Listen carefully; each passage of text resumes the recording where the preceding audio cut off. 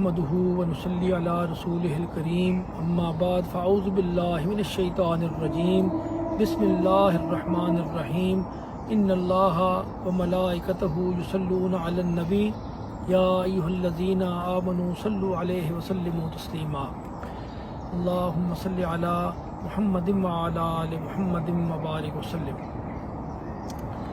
میرے عزیز ہموطنوں، غیور پاکستانیوں، میرے بھائیوں، السلام علیکم ورحمۃ اللہ وبرکاتہ۔ آج آپ سے مخاطب ہونے کا مقصد صرف اور صرف یہ ہے کہ میرے اور آپ کے پاکستان کو میری اور آپ کی یکجہتی کی ضرورت ہے۔ میں اور آپ ہم نے مل کر ایک قیادت میں اس سرزمین کی سالمیت کے لیے کھڑے ہونا ہے۔ صرف اور صرف میں یہ چاہتا ہوں کہ میں اور آپ ہم پاک افواج کے ساتھ شانہ بشانہ کھڑے ہوں اور اس ملک کی سالمیت کے لیے جو بھی قربانی دینا پڑے ہم دیں۔ یہ ملک قربانیوں کے بعد ملا ہے، یہ مفت میں ہمیں ملنے والا ملک نہیں ہے، اس کے لیے بہت قربانیاں دی گئی ہیں، اور اگر آج بھی اس کی سالمیت کے لیے کسی قربانی کی ضرورت ہو تو صرف پاک افواج اس قربانی کے لیے خود کو پیش کریں۔ ہمارے لیے مر مٹنے کا مقام ہے، ہم نے بھی اس قربانی میں حصہ ڈالنا ہے۔ پاک فوج کے ساتھ ہم نے کھڑے ہونا ہے، پاک فوج کے ساتھ شانہ بشانہ ہم نے قربانیاں اگر دینی ہے تو ہم سب نے دینی ہے۔ میں صرف اور صرف اس وعدے کا اعادہ چاہتا ہوں کہ میری قوم، میرے غیور پاکستانی اپنی کوئی بھی شناخت اس سے پہلے جو ان کی ہے وہ اپنی ہمہ قسمی شناختیں ختم کر دیں۔ علاقائی شناخت کل عدم، جماعت کی شناخت کل عدم، ذات پات کی شناخت کل عدم، مسلک کی شناخت کل عدم۔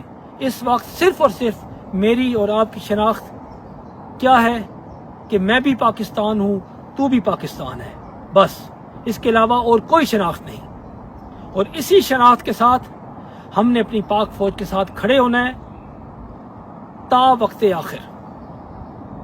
اگر فتح یابی ہے اور یقیناً فتح یابی ہے تو پھر بھی ایز اے فاتح ہم اپنی پاک فوج کے ساتھ کھڑے ہیں، اور اگر کچھ اور لکھا ہوا ہے علم ازلی میں تو پھر بھی ہم بحیثیت پاکستانی اپنی قربانیاں پیش کریں گے۔ میں صرف اور صرف یہ عرض گزار ہوں اپنے مشائخ اور اپنے علماء سے کہ آپ کل جمعہ کے وقت بھی ان خطابات میں بھی اپنی قوم کو یہ ضرور بتائیں کہ یہ ملک پاکستان بہت قربانیوں کے بعد حاصل ہوا ہے، اور اس وقت بھی اگر کوئی قربانی دینی ہے تو ہم سب نے مل کے دینی ہے۔ ہم پاکستان کی فوج کے ساتھ اظہار یکجہتی کریں، پاکستانی فوج کو پتہ ہو کہ صرف 7-8 لاکھ تک وہ محدود نہیں ہے بلکہ 25 کروڑ عوام فوج ہے۔ سید حافظ عاصم منیر کو یہ پتہ ہونا چاہیے کہ ان کی قیادت میں صرف 7-8 لاکھ فوج نہیں ہے بلکہ پورا پاکستان، پوری قوم ان کے پیچھے کھڑی ہے۔ میں صرف یہ چاہتا ہوں کہ میرے مشائخ، میرے علماء، میرے پاکستانی صرف اور صرف یہ اظہار یکجہتی کریں۔